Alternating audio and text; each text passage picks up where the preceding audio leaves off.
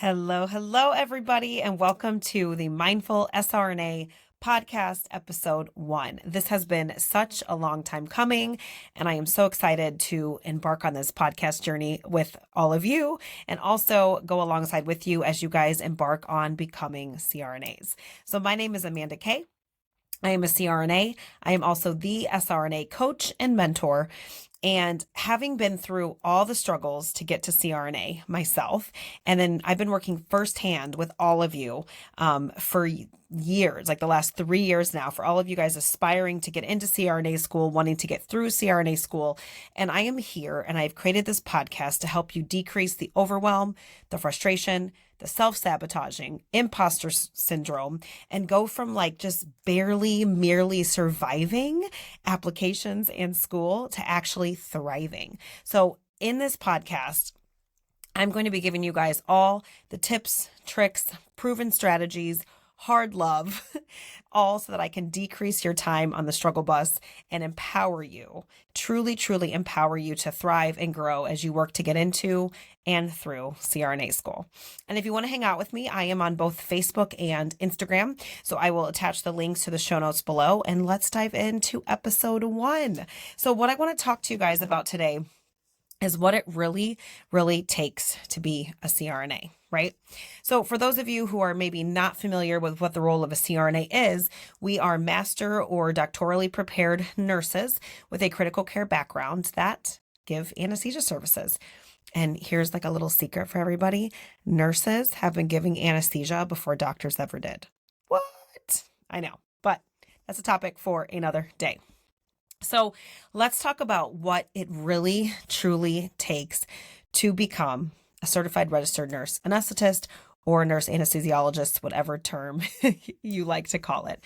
So I have a coaching program, two of them actually, and the three main things that I coach on are exactly what you need to hone in on, what you need to grow into to become a CRNA.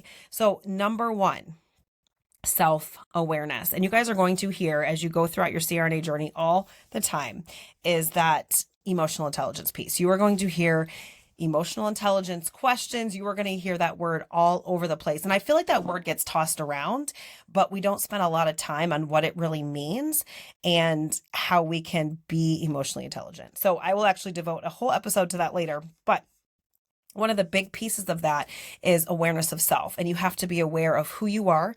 You have to be aware of and like rooted in your worth, your value. Because if you are not aware and don't have all those things rooted in, you will, in some form or another, self-destruct during this process, right? Applying for CRNA school, interviewing, and then after you can get in, it's like the journey is frustrating and there's a lot of disappointment and a lot of rejections that come along with it because you are dealing with a lot of other human beings, right? But the ability to be self-aware, to seek out criticism and feedback from other people, knowing that it means absolutely nothing about you as a human and doesn't affect your worthiness is truly one of the most crucial parts to work on. And of course, learning to not take things so personally, which I know can be very difficult, right? I also coach a lot on evaluations. You can only control what is in your control. I'm going to say that again. You can only control what is in your control. So it's really about making a list of all the things that are in your control and working on those things. How many applications you put into programs, the classes that you take or retake, prepping for the interview, emailing the schools for feedback. When you're in school, evaluating your clinical performance, right? Doing your schoolwork. So much of this journey, I think we leave to chance and think it's like luck or it's all based on other people's, which in a way it is. But guys, so much of this journey is on you and your literal self-awareness of you, what your triggers are, what your motivators are, and all of those things are so crucial to you thriving on this journey that is literally up and down for everybody. And guys, another thing, everybody is going to have a different journey through anesthesia school. I feel like social media leaves us wide open to the pandemic of comparisonitis, right? People post highlights of their lives, not the whole story. And it's so easy to get caught up in, well, this person got in and their life looks so perfect and what's wrong with me? And then you see people that get in on the first try and, oh, but they don't have as much experience as I have, or my grades are better, or why not them, blah, blah, blah, right? And you guys can literally go on this like loophole spin cycle of things that is not going to serve you, because what other people are doing and how other people get in is not your business. Okay. Your business is your lane, what you want to do, how you're going to do it, what you need to do, and focusing on all the things that are in your control. All right. So if you need to retake classes, if your GPA is not where you want it to be, or if you need to work in the ICU another year, so be it, right? That is your journey, that is in your control. And that is what I want you all to focus on. Okay. So self-awareness is number one, the biggest thing you need in order to take on and become a CRNA. All right. Second thing is self-compassion. And I know a lot of us in healthcare are perfectionists. We suffer from a lot of imposter syndrome, which, yes, we will do a whole episode on imposter syndrome coming up. But we are not very nice to ourselves. And for being nurses and being empathetic and compassionate to others, we are so not nice to ourselves, right? And you are going to be putting yourself out there a lot when you apply, when you get an interview, and when you're actually in school and in clinical, right?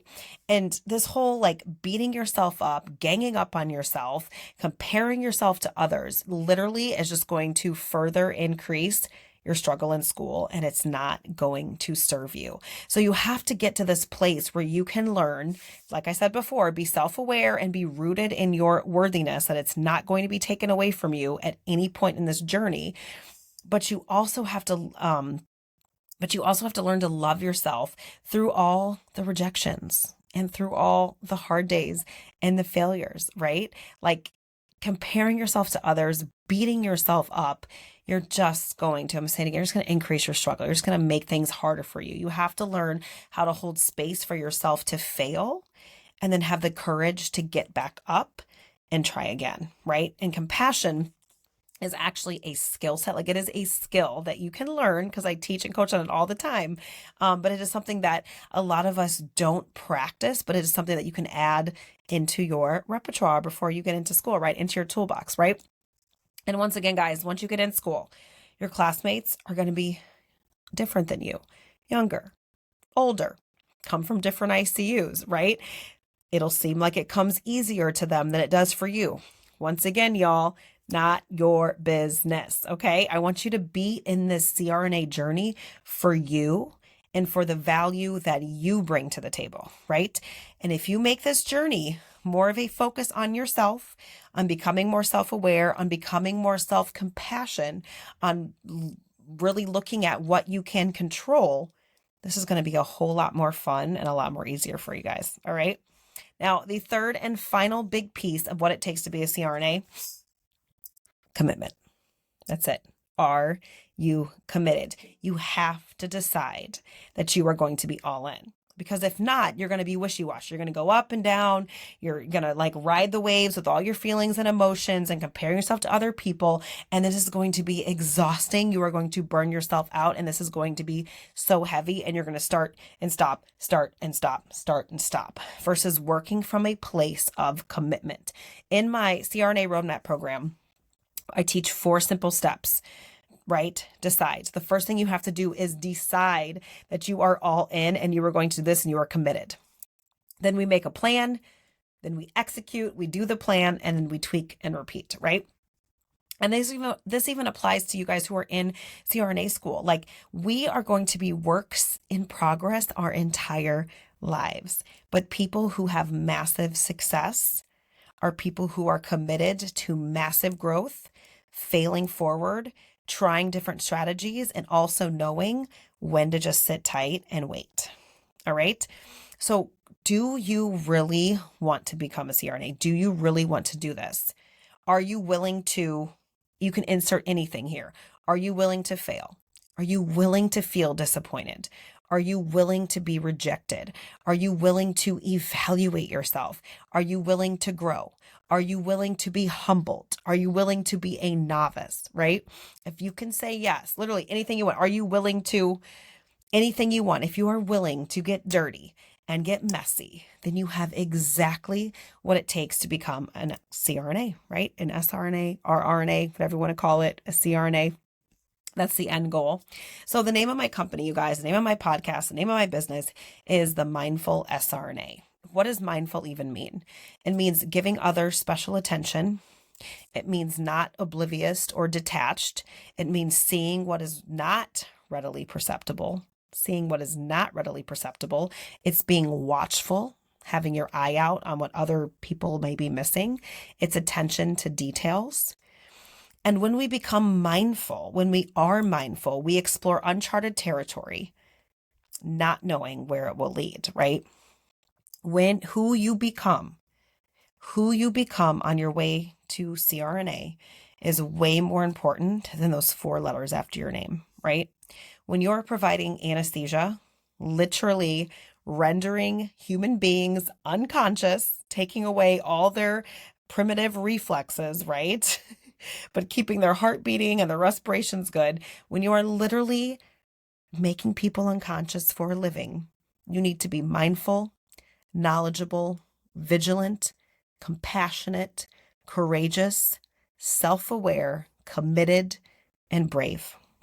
And you become all those things on the ups and downs of getting to CRNA school, getting into school, getting through it, and beyond, right?